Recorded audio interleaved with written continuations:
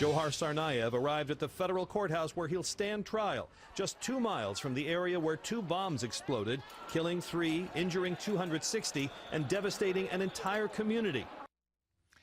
There is nothing trickier in the early stages of a trial than selecting the right jury, always playing with the landmines of what a potential juror knows and believes. But with the terror attacks in Paris now being splashed across the airwaves and the internet, imagine the effect it might have as they seek to pick an impartial jury in the case of Geoffrey Tsarnaev.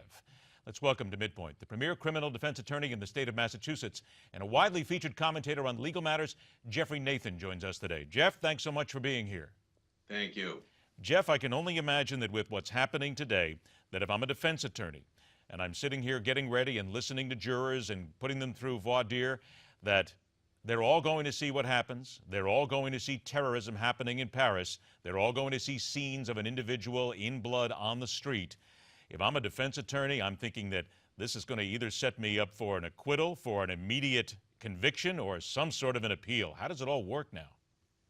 Well, you've got to be very careful in your so-called voir dire of those jurors that are being summoned in for jury service, and you've got to then act very quickly to fashion questions that you're allowed to ask the jurors as to whether or not they can be fair and impartial, notwithstanding current events, and current events such as this do affect how we go about selecting a jury. There's absolutely no question. How then would you be able to, as a defense attorney, sort of get past the landmines here? Because you have to know that everybody who sits there, or most of the people who sit there now and are going through interviews, have probably seen what's happened today and have an idea.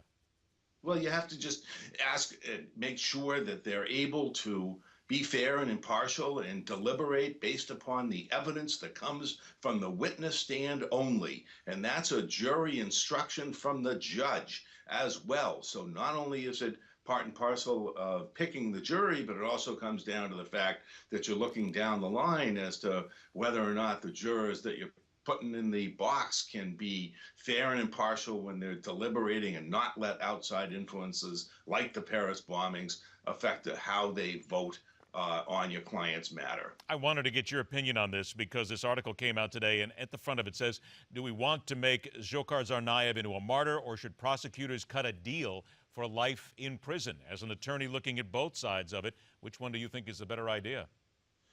I think the fair shot is to give him a plea deal because it spares the government and the taxpayers the cost of a trial, and the death penalty phase of a trial like this goes on forever, and if not, for decades. And so I come down on the side of saying, look, if he's willing to plead guilty and he's willing to serve the rest of his life in prison without the possibility of parole in a so-called supermax facility, let him do that, and let's just move on and let this guy have his day in court on a guilty plea.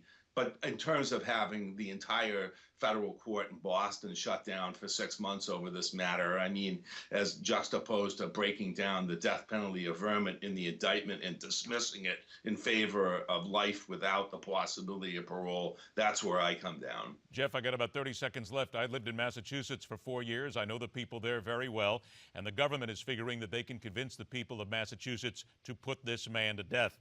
I never met anybody in Massachusetts who said they were in favor of the death penalty. Do you think they'll be able to find those people in Massachusetts to decide to put him to death?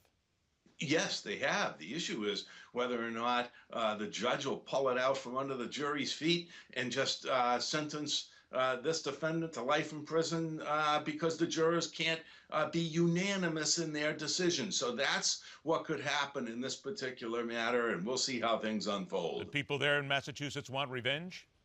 Oh, yes, absolutely. There you go. Revenge certainly tastes a little bit differently when it's right on your front doorstep. That's certainly something to take into effect. Jeff, I appreciate your time. We're going to talk about this more as we get through the jury proceedings. I appreciate your time. You got it. All right, coming up next, the events in Paris, blood on the streets. Let's put it in some perspective of what the Muslim world has felt for a long time about caricatures and making fun of their religion.